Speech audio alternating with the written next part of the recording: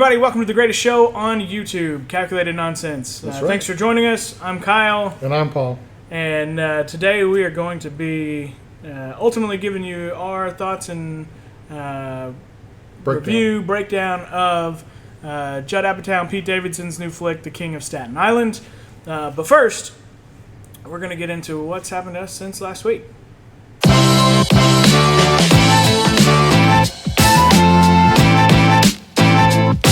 Right. Cool. All right. Thanks for joining us again. Paul, have anything cool happened since last week? Still fighting the bank with my loan for my new house. Still going on. Decided to take a vacation. Yeah. Gonna plan a vacation, camping vacation. So Where to? Maine. Nice. Yeah, it's gonna be as long as everything stays open. That is, it'll be nice. I think there's more trees in Maine than. Yeah, that's why we're camping too. So we'll take our germs. People, so. We're gonna take our germs with us. There you go. Is the plan. So my truck's being worked on right now, getting new brakes and checking the transmission. And I don't have. Do you know the electric brake system that you have like underneath the console? I didn't have one until yesterday. I do now. And then there's no way I'm going to drive all that by myself, so I have to get my wife trained on it too. She's got to learn how to do the backing it in and stuff like that, because there's no way I could drive 48 hours only by myself. She's going to have to drive some of it. So I don't know that I could do that. Yeah, it's a long. Well, we have a dog. Well, I mean, I don't know that I could switch off driving. I'm real weird. Pretty paranoid about it. Not paranoid. It's just like I feel like there's only like two people that I really ultimately trust. Like, I mean, not that it's a trust issue. That like I know that like I feel like 100% can do it. Can they're just like. I don't have to worry about anything happening. yeah. It's like it's me and then like my dad. It's like, and that's it. And everyone like, it's always like, oh, who wants to drive? Nope, don't even ask the question. I'll drive. No problem. The whole way, I'll take it. No, anytime we go to Indy or we go to Louisville or we go to Nashville, we take my wife's car because it's better gas mileage. Sure. And if we were taking her car, she wants to drive. And I let her drive, and I nap the whole time. She said that. I drive, and I still take a nap. It's a little bit dangerous, though. Sure. It's a little bit like Pete Davidson. Absolutely. But maybe not that intentional. Yeah, maybe that's not no that intention. Yeah. What about you? How's your since last time? Not much has happened. I mean, we saw an uptick in business, which is good. We got our AC put in here. I can feel the difference. That's good. Nice. It seems to be. It's hidden. It's kind of in the middle. It's kind of in the middle of the room. Okay. I'll show it to you here in a bit. But yeah, it was nice getting AC in here because it was a real hot weekend and it was a lot. Like we keep it at like 78-ish in here, which is comfortable. Yeah. I still think when you throw, you get really hot, but if you're in a couple of different areas, it's real cold. So that's good. But yeah, that was good. Especially since it's July now. So. Yeah, no question. It's warm. But yeah, that's probably the biggest thing that's really happened. I mean, we got AC. We're ready to rock. Rocking and rolling. Ready to rock. But I don't think I've had anything else happen. It's rained a lot. Had 7.5 inches of rain. Yeah, in like the last 3 days. Yeah, it's been crazy. It's a lot of water. I finally got my grass cut. In between there? Monday afternoon, yeah. When it quit for a little bit? Quit for a short period, and then it rained like the rest of the evening. Yeah, it did. But yeah, do you have a lot of weather? Do you do weather station stuff? Do you have like a weather station at home or anything? No, I've got just like the app. WeatherBug. For my Underground. My father-in-law's birthday or Christmas, one of the two. We got him like one of those really nice weather stations that he put out back, and we can sit. My wife logs into it and she checks the weather because it's close to our house. Yeah. So we're looking at it all, and it says like it registers 7.25 inches of rain. Oh my gosh. That's a lot. And like our backyard was like a river for a while. And actually, that is so. Weather stuff's always interested me. I think growing up, I had like most kids do, like a fear of thunderstorms, like, severe storms. Thunderstorms not so much. More like tornado. Like I think, but it was only for a short period of time. I think it was when I saw Twister that like I more thought like that stuff is super cool to me at that point. And I really like that stuff now. And so like I mean I'll go outside when there's storms just to like watch the cloud movement and stuff like that. So I mean I do like that stuff, but I've never thought of getting like my own weather station and it's funny you mentioned Twister because we had I thought maybe you're going where I was going to go with it, but where were you going to go? I was going to go to an announcement that happened late last week, but I'll let you do yours first. Okay. Yeah, I'll let you do yours. Mine was that you said that Twister made you like more comfortable with storms. Mm-hmm. People over in when I was working at one of the summer camps, we'd have international people come over. Camp Carson. Mm-hmm. Yep. They got scared of storms, like tornado warnings, because of Twister. Yeah. So like it had the exact opposite effect for them. They were terrified. I think it was more of like learning to appreciate the power. Yeah, and that maybe weather doesn't have a mind of its own, but it does have a mind of its own, like Mother Nature in a sense. But it still follows a follows a path. Yeah, pattern. Yeah, and but mine was that they announced last week Universal's going to be doing a Twister reboot. Yeah, I heard that too. So I'm kind of excited. I think Universal does a good job with a lot of their films, anyways. So like I'm not worried that it's going to be as long as they don't get like Michael Bay. That would be bad. They're gonna do explosions sell money.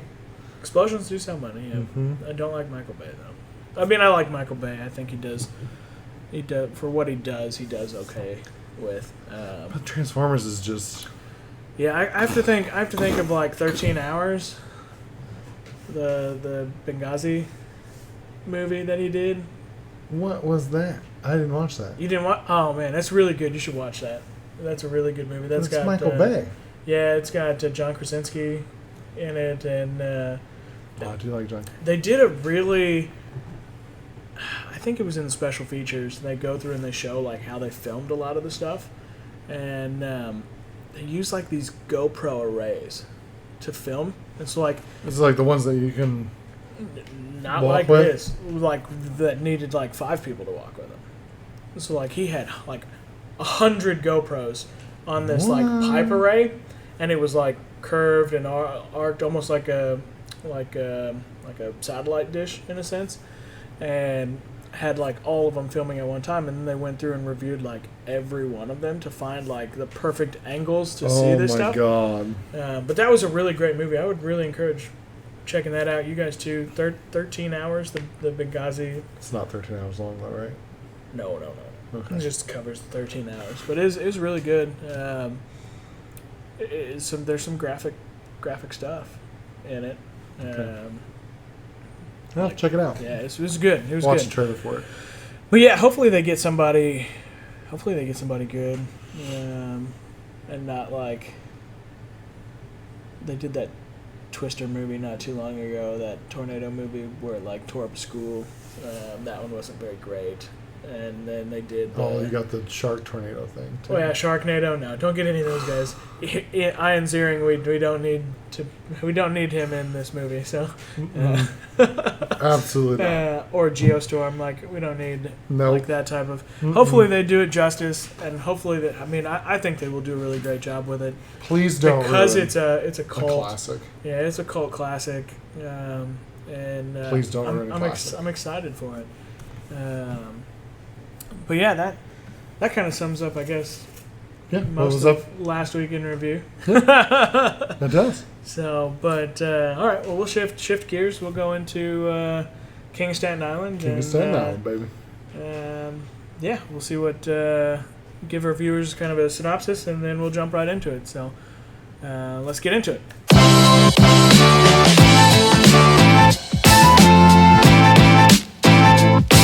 Right.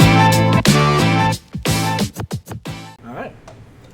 King of Staten Island. Great. I thought it was a good, great movie. I thought it was okay. Yeah, Paul just thought it was okay. Yeah, it wasn't. I've tried all day to convince him otherwise. But, it was okay. Yeah, it was. So King of Staten Island is a Judd Apatow. Judd Apatow directed it. Judd Apatow, Pete Davidson, and another one of the Saturday Night Live writing partners, Pete Davidson, they co-wrote it together. It's kind of a semi-autobiographical flick, more or less about Pete Davidson's life, but there are some things that aren't. There's some things that there's story in it, but it does follow the formula though. It does, yeah. It does follow. Judd Apatow has a formula, where, whether it was Superbad or Knocked Up. Did he do Superbad? I think he did Superbad, yeah. I thought that was just Rogen and Greenberg or Goldberg's, but it could have been Apatow too. But yeah, I'm pretty sure it's Apatow. Superbad. I know that Rogen and Evan Goldberg wrote Superbad. But yeah, so Superbad, Knocked Up, 40-Year-Old Virgin. This is 40. They all follow the same kind of formula. You've got the immature character who's what was the term I used earlier? Forced. The in like a state of arrested development. Yes. That's forced to mature out of necessity. Yep. So in Superbad, that was Jonah Hill's character. Knocked Up, that was Seth Rogen's character. 40-Year-Old Virgin was Steve Carell's character. This is 40 was kind of Paul Rudd's character and Leslie Mann's character, which Leslie Mann is Apatow's wife in real life, and his daughter was in This Is 40, and his daughter is also in King of Staten Island. Apatow's daughter is the Pete Davidson's sister in the movie. Oh, okay. Yeah. Yep. And so King of Staten Island, you've got Scott, the character that Pete Davidson plays. Basically, this is it follows him through. They don't really talk much about time. It could have been like a week's worth of time. Yeah, it does not. I think it was longer because they go through like she's graduating. She's at a graduation party. She's going to college, and then she's in college. So I think it's a couple month span at least. Maybe a semester span. Let's call it that. I don't want to do spoilers just yet. Yeah. So, so it follows a timeline where you're going through and you're seeing Pete Davidson's character kind of grow and forced to grow. Yep. And so before we get into spoilers, because I feel like we were getting close. Yeah. We'll go into our 5-second spoiler countdown. If you haven't seen the film, and you care about spoilers. If you care about spoilers, go watch it. You can pick it up on a number of different streaming services, video on demand services. Go get it now. Come back to this point and see what we thought. See what you thought. But right now we'll go into our spoiler countdown, and we'll be back in just a second.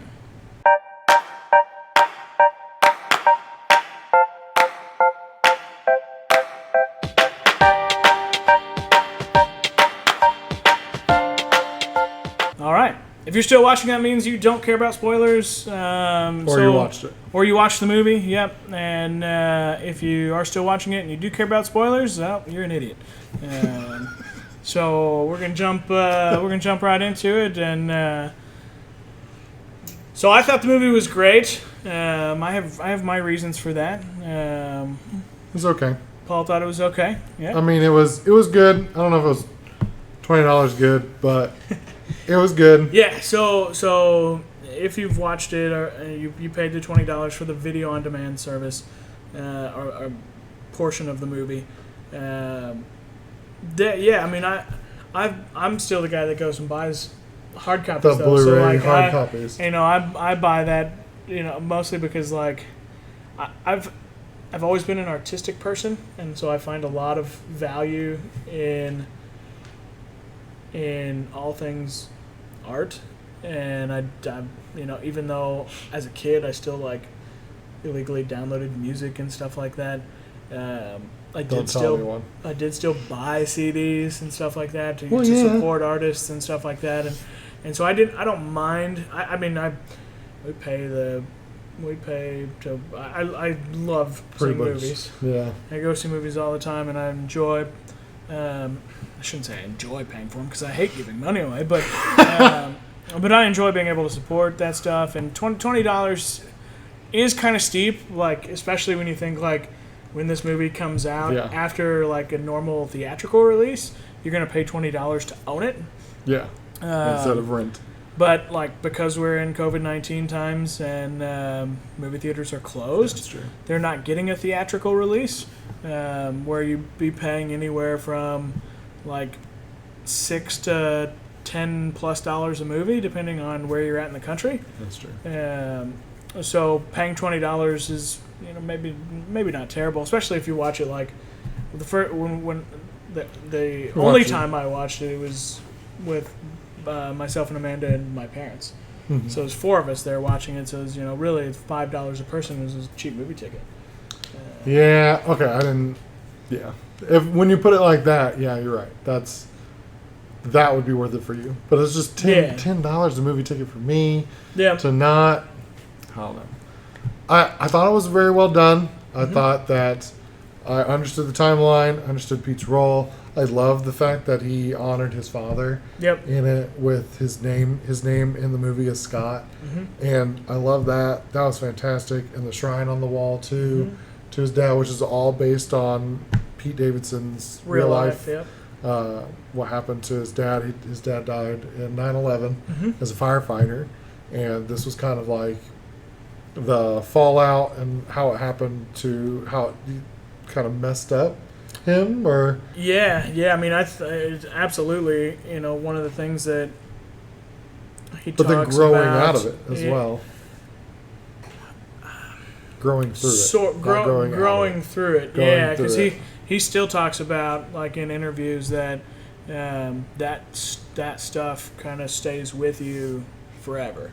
Especially when it happens to you at a very young age. That stuff causes you to develop a certain way and have issues and be messed up. And I mean, the opening scene of the movie, you know, maybe you didn't get it or didn't understand it, but the opening scene of the movie is him driving down the freeway and closing his eyes in an attempt to let whatever happens happen, or more or less to, like, if I die, it's what was meant to be. You know, so in a sense, pseudo suicide, and that's actually stuff he did growing up. Like I've mentioned in other episodes, and I'll mention it, I'm sure, a couple times today, but I'm a huge Howard Stern fan, and the first time I saw Pete Davidson or heard Pete Davidson outside of Saturday Night Live was when he was with Ariana Grande 2 years ago on a Howard Stern interview, and he talks a lot about when he was growing up and when he lost his dad, and did he have issues with it in school growing up, and the answer to all those questions was yes. Like, messed him up big time. Hard yes. I mean, he's got a ton of, you know, whether it's depression or just instability or his ADD, it's all stuff that you know, ultimately he believes is a result of, actually not just but he's had, you know, he's got he sees therapists. He sees 2 different therapists every week. That I know from his most recent Howard Stern interview about King of Staten Island. But Howard's also a big advocate of, like, I think he asks every single guest, like, maybe towards the end, like, do you see somebody? Do you talk to somebody? Just having somebody to talk to, even if you don't necessarily have depression issues, like just having somebody to talk to and communicate with that you can trust, be incredibly open with and honest with, and trust. And he's very open. Like this movie, he's open about all of it. Very, I mean, and it's. I would encourage. I don't know that the entire interview is on YouTube, so we'll go buy SiriusXM, and then once you have the app, then you can go back and you can watch it now. Watch it. They have. He's got Howard Stern TV now, where they record all the stuff, and they've got it all on the app that you can watch. But the interview's really good. Very in-depth look at Pete. Yeah, go watch them both because you learn a lot. You learn the change too. I mean, you do still get some of the immature stuff in the Howard Stern interview, so you learn how he gets the girls he gets. He's got a type. So his last 3 girlfriends were like Ariana Grande. He goes from Ariana Grande to Kate Beckinsale. Like, good Lord, look at Pete. Like, what are you doing, man? And then Kaya Gerber, who's a model as well, I believe, the daughter, I think, of Cindy Crawford. But no, you learn that it basically drags the floor. And he's very open about that, and that you learn in the first one. But now in the second interview, where he does talk a lot about the movie and things that happened in his real life, and whether it was the closing your eyes while driving a car. We talk about his tattoos. Which, if you see the cover of King of Staten Island and he's sitting there and he's got his arms out and he's covered in tattoos, I mean, he's a tattoo artist in the movie. Yeah. But that's not based on anything he does in real life. Yeah, he does. He's a comedian in real life. But the reason he's covered in tattoos is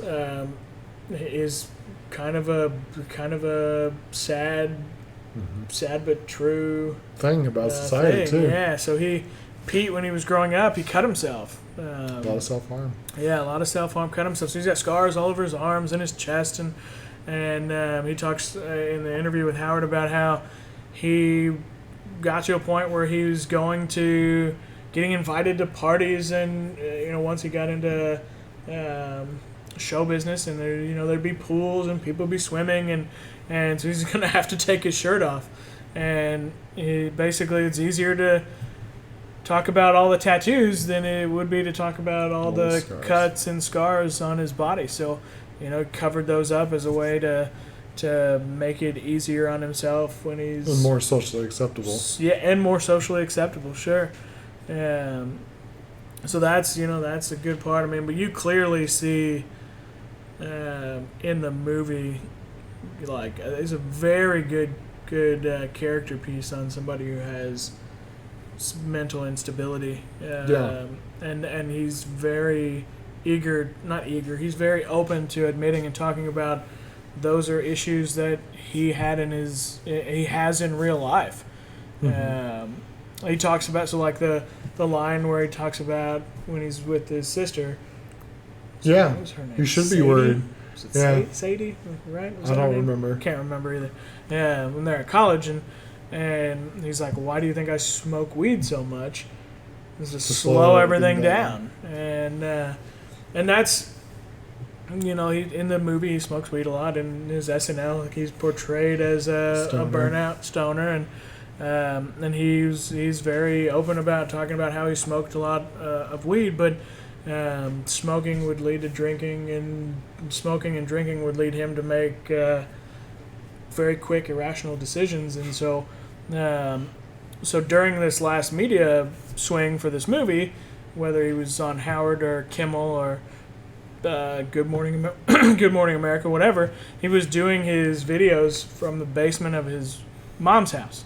So he moved back in with his mom after his previous breakup with Kaya Gerber, and was right before the coronavirus lockdown, was getting ready to move into his own apartment.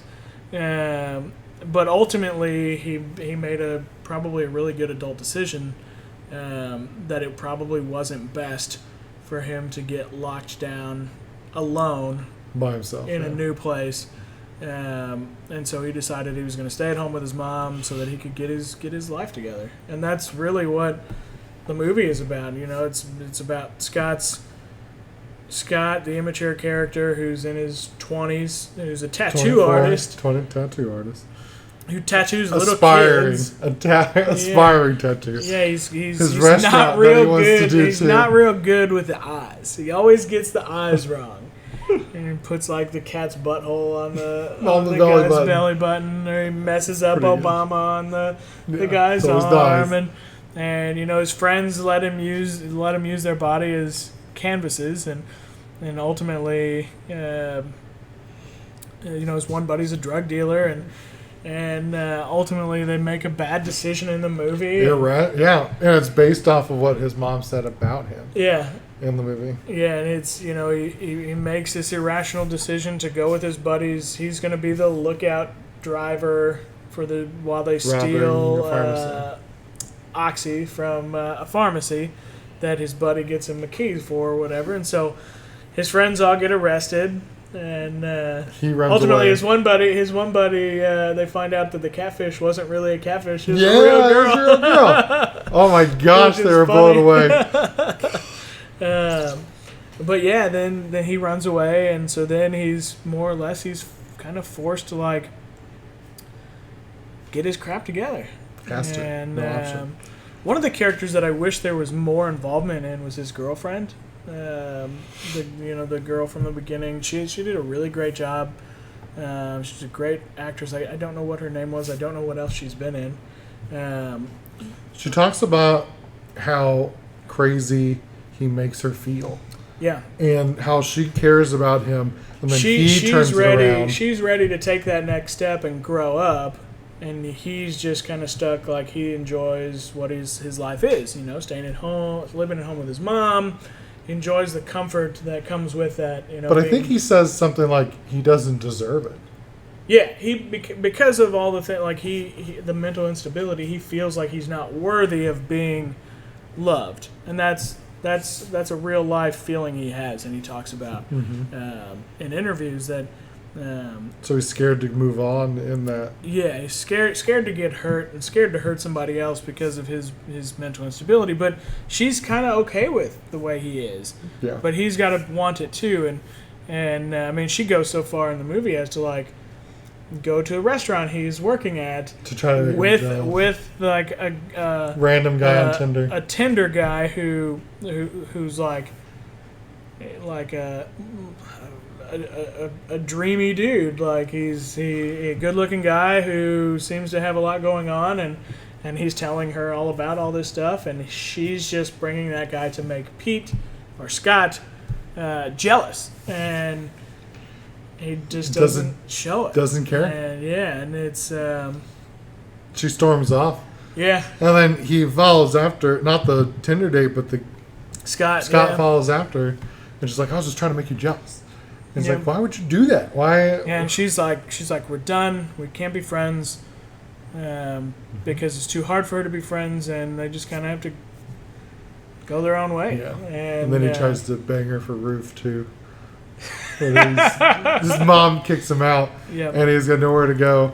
So, like, one of the places he tries to crash at is at her house. Yeah, so the big cataclysmic event that occurs after the death of Scott's father in the movie, his mom doesn't date, doesn't remarry, mainly because she's taking care of Pete's character Scott, and Scott's sister also has struggles with like leaving Scott at home with his mom while she goes to college because he's a very destructive person mentally and doesn't want him to do anything that would hurt the mom. So Pete and his friends are at the beach, and he's trying to get one of his buddies to let him practice tattoos on him again, and then all of a sudden this little kid walks up.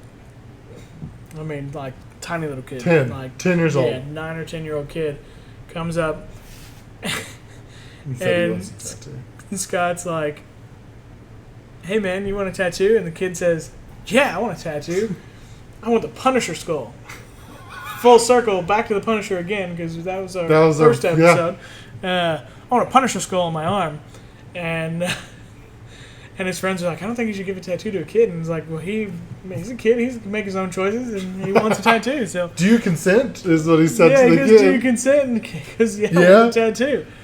And he starts, as soon as he starts the tattoo, the kid starts like screaming in pain, and quits and runs off. And he calls him a name, basically calls him a wimp, as the kid walks away. And shortly thereafter, we meet another great comedian, Bill Burr, who plays Ray, who's actually the father of said 9-year-old with now a line on his arm permanently. Comes knocking on the door, and Marissa Tomei, who plays Pete Davidson or Scott's mom in the story, answers the door to a very angry Bill Burr, wanting to know He's got that accent too. He's got that accent going on. Why her screwed up son put a tattoo on a 9-year-old's arm or 10-year-old's arm. That's really good. And he flips out and calls Pete and Scott a bunch of names, and they get in a big, F you argument, which is probably typical of that Staten Island, New York, East Coast arguments, I guess.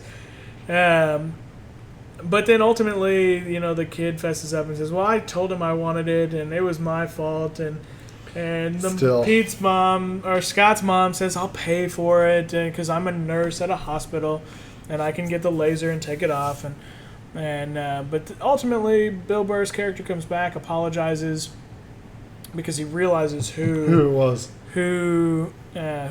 that he knew Scott's dad when he was a firefighter, and then ultimately a relationship buds between the mom and Bill Burr's Marissa Tomei, and Bill Burr's character Ray, and they're trying to hide it from Scott quite a bit, and doesn't work out. Scott doesn't seem to realize what's going on, but then once she tells him breakfast, it was breakfast. He flipped out. He flipped, and he tries to come up which I think is something that commonly does happen with families where there's a divorced single parent trying to get into another relationship. But he takes it to he puts it through his filter of mental instability. Absolutely. And he's trying to manipulate Bill Burr's character to Ray to go away, and he even goes as far to go to his ex-wife and find out all these dirty details about Ray, which was interesting, because I feel like there was a lot of thought behind I'm sure the question came up, Pete, if your mom would have had some guy come in, what would you have done? And I feel like that's probably his idea. Here's what I would have done. Here's what I would still probably do today. Yeah. To make sure that didn't happen. And he goes and gets out all these dirty details about him, and then he shares it with his mom, and his mom freaks out. Yep. But I don't know. I think that speaks to how Ray, the character, has his flaws, but he still deserves love. Mm-hmm. In the end. Yep. And I think that's what Pete came back to at the end. I think that ultimately too, it's just he's the second character who had some immaturity, who's trying to also get out of that Arrested Development as a means of necessity. Yeah. And he's doing really well with Pete's mom. Yep. Or with Scott's mom, and then Scott goes and messes all up. And then during all that too, they give Scott the job of walking Ray's kids to school. Mm-hmm. Kitty tattooed, and who's a little older, and then his little daughter. Which that whole scene where the first day he walks so the kindergarten or the class. He's rocking I don't remember what shirt he was. I know he rocks a lot of he's got his own rappers style. T-shirts. Yeah. I don't know if it was Ghostface. I think it was Ghostface Killah. He's rocking a Ghostface Killah long sleeve tee with some mismatched athletic shorts and like some slip-on Vans and some big tall tube socks. And he's walking covered in tattoos, not on his face though, covered in tattoos on his legs. And he's walking this little girl, just a cute little girl, to school, and the teacher goes into the classroom, and the teacher's like, "Who are you?" and are you okay? You know, you can tell me. You know, if it's okay, you can tell me, because this teacher doesn't recognize who he is. And she's like, "Oh, he's a new friend," and Scott goes, "Oh, don't worry. The car ride over, I trained her. She's not going to break." trying to be some dark comedy. Very dark humor, yeah. And the teacher ultimately is like, he's like, "Okay, I'm going to go." And she's like, "Oh, no. We need you to set up the watercolors over here," or something like that. Try to hold on. He gets roped into helping set the classroom up. And that's a really neat relationship, too, that you see with Pete and Scott and the kids. You know, because the little boy, I think he's into superheroes, and he's kind of created his own little superhero, and ultimately Scott draws this character for him and does a really good job. I don't see how he draws the character so well. Well, it's paper, but his tattoos are it's horrible. On paper. Tattoos are I was kind of hoping that, like, maybe at the end when he goes into town with her, the girlfriend, that maybe he was going to become like a comic book artist or something like that. Realize that maybe that's what it is. Nah. So I thought that's what they were going to, because I was like, that's a really good drawing. And then sure enough, the ending was, I thought the ending was very anticlimactic. I thought it was cool that he came back to her. It was kind of rushed. I think it was him I think ultimately it was him realizing that he too deserved to be loved, kind of thing. Yeah, he needed to let people in and not just feel like that he was kind of stuck where he was, and he kind of got that closure, and then it was kind of like, oh, now the whole big city is in front of me. Okay, I got that. I understood why he went back, and I understood why he helped her and confessed to her on the ferry ride over. Mm-hmm. Got all that, but like, she's like, "I'm gonna be gone for 3 hours. Don't get into any trouble. Go do something useful. You know, don't do anything bad." Pete's character so far, every time he's given the opportunity to do something bad or do something, he always takes it. Yep. Always. So like, you don't know if he took that opportunity to do something constructive, or my first thought was that he's going to go find a drug dealer. That's my first thought. So he's going to go find a pot dealer. So I think that they kind of hint that he's going to go away from those tools, and that's something that Pete Davidson's done in real life too. He talked when he talked with Howard about he needed to cut back on, rather than smoking weed all the time. He was just going to do it on occasion, because when he does, he makes bad choices, and so he was talking about how he's I think he said he was sober from an alcohol perspective, and he only smokes occasionally because it. He makes less bad decisions that way, and which is good. Yeah. The one, really cool. So Pete Davidson did lose his dad in 9/11. Mm-hmm. That in this story, Pete Davidson's dad, or Scott's dad, died in like a normal. I shouldn't say normal. Yeah, but in like an everyday house or building fire. And so they have this shrine for him in the house, and they don't really talk too much about his dad within the house. And when he goes to the firehouse. Yeah, so when Pete's kicked out of the house, he gets kicked out of his girlfriend's house. The only thing that he can think is, maybe I'll go to the firehouse and see if they'll take me in. Mm-hmm. And Pete hadn't been back in a firehouse since his dad died until this movie. And so there's a scene when he's walking through the firehouse, and you can just kind of...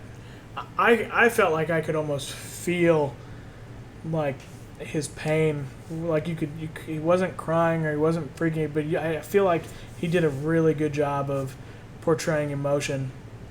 Maybe it's not portraying, maybe it was real emotion going through this firehouse. And then ultimately he's allowed to stay in the firehouse. One of the firefighters in the movie is actor Steve Buscemi, who is a real firefighter.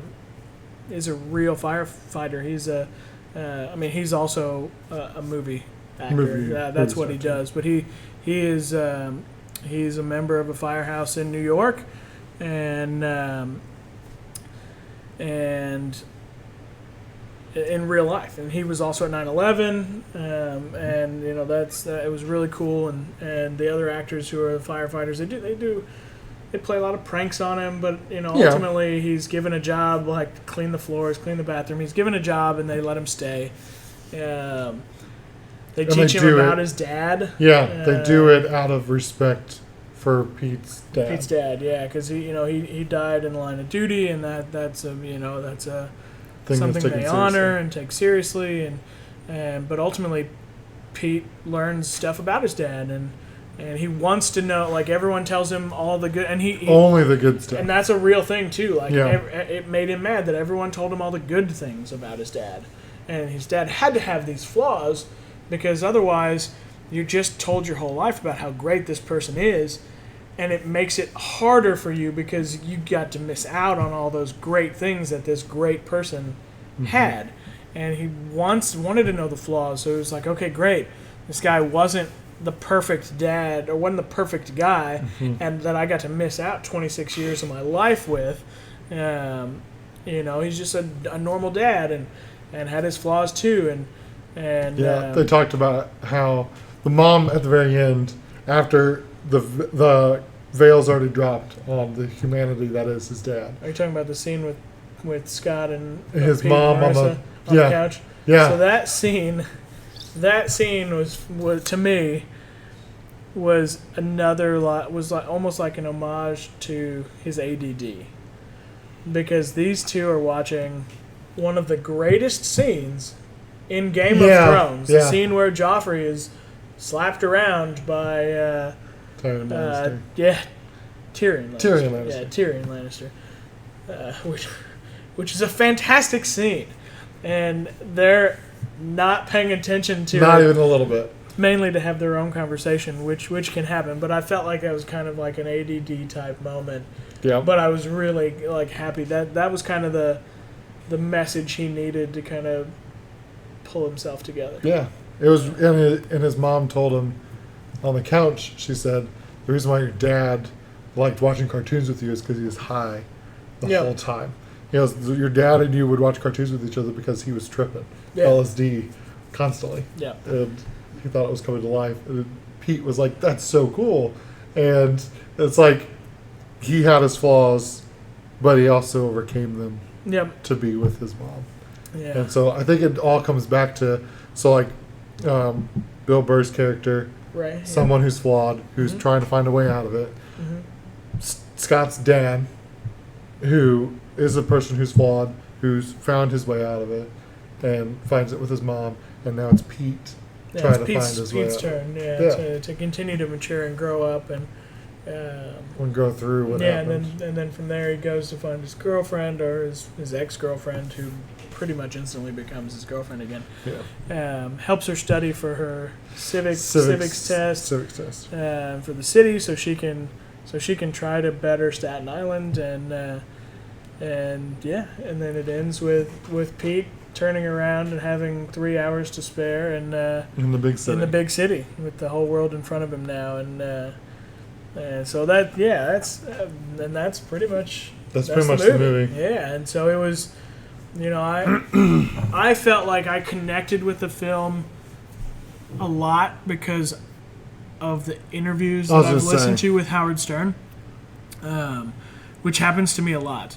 Before hearing Pete Davidson's interviews, I'd see his characters on SNL, Saturday Night Live, and he tended to play the burnout stoner all the time, and it was just okay, and it was kind of like, man, this guy's like, he's certainly no Kenan Thompson, or certainly no Adam Sandler, or certainly, but when you learn about these people's lives, so like when you see these celebrities on late night TV, you got like a 6-minute clip. You get a very tiny portion, and it's always very quick and to the point, and usually about whatever they're promoting.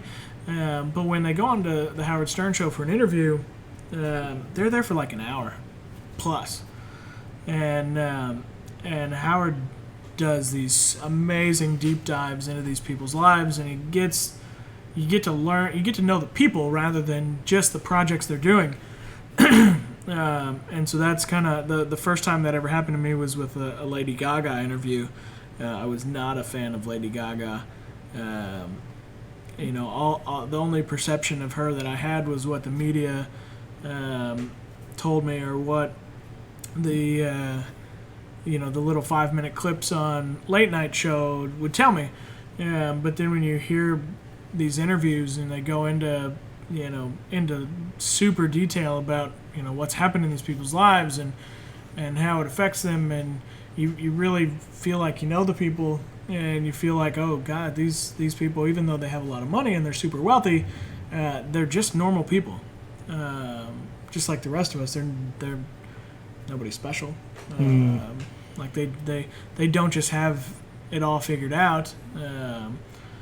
Sean Penn was one that I heard recently. He was just on, and I probably would have told you that Sean Penn was a jerk and that he was a self-absorbed piece of garbage, except for his role as Spicoli in Fast Times at Ridgemont High.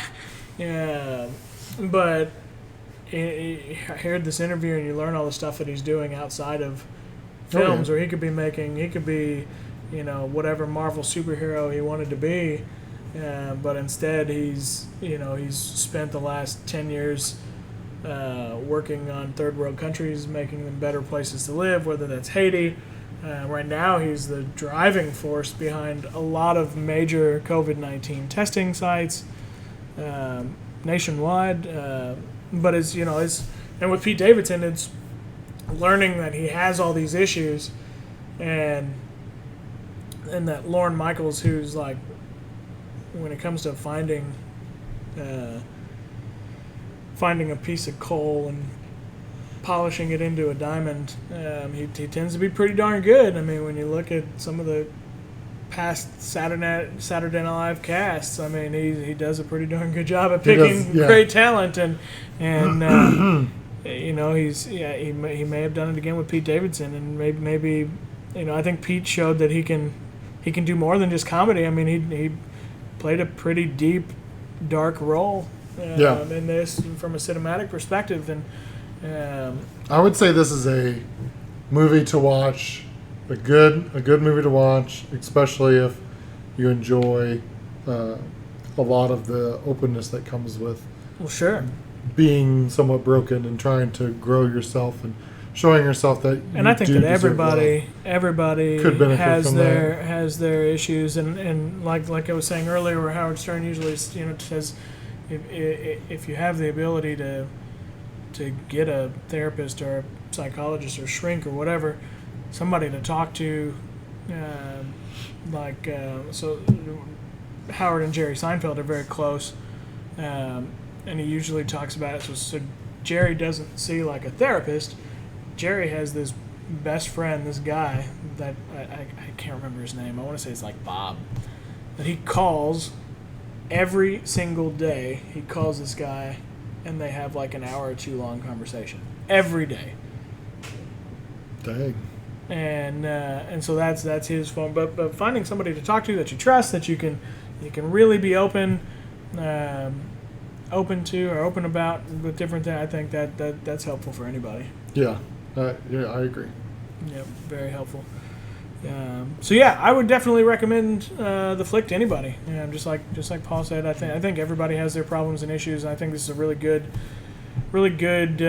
film to show you how to be open and learn how to grow. And in comparison to some of the other films like Superbad, Knocked Up, and 40-Year-Old Virgin, that were just straight comedies, this does have a heart behind it, and that's why a lot of people are saying that this might be Apatow's best movie that he's done, because maybe it's more than just the comedy behind it. So I mean, I'd recommend it. Be interested to see how it does. Yeah, I really want to know how it does. from a box office perspective, whether that's video on demand or maybe it'll go to theaters whenever things open. Somewhat of a release. I'm interested to see how it does. I hope Pete continues to grow. I know he's going to be in the new Suicide Squad, the Suicide Squad reboot that they're doing with James Gunn. That should be good. I don't know what his character is he's playing, but I know he's in it. I look forward to seeing his next relationship because he seems to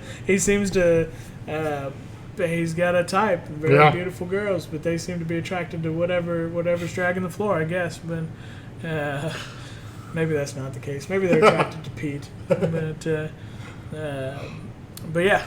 Go watch check the it movie. out. Go check it out. It's on Prime. It's on. You can buy it from Prime. Yeah, Amazon Prime, Vudu, Google, YouTube. I do the YouTube. Google. Yeah, any of those you can buy and stream it. But yeah, we'll go ahead and wrap things up. Yep.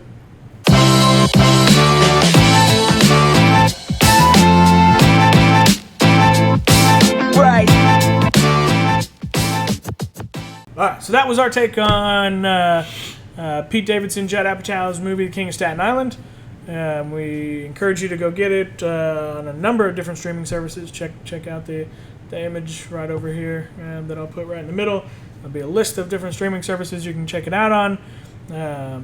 Get it, watch it, get a group of people together so spending $20 doesn't seem like that big a deal.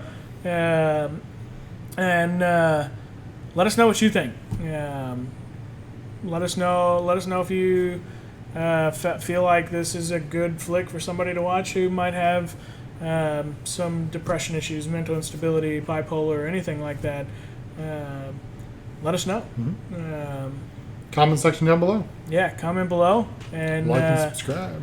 Yeah, don't forget to like and subscribe our channel. And join us here next week for our next awesome show. Yeah. So, until then, keep looking up. That's right. Looking up at those stars. See ya.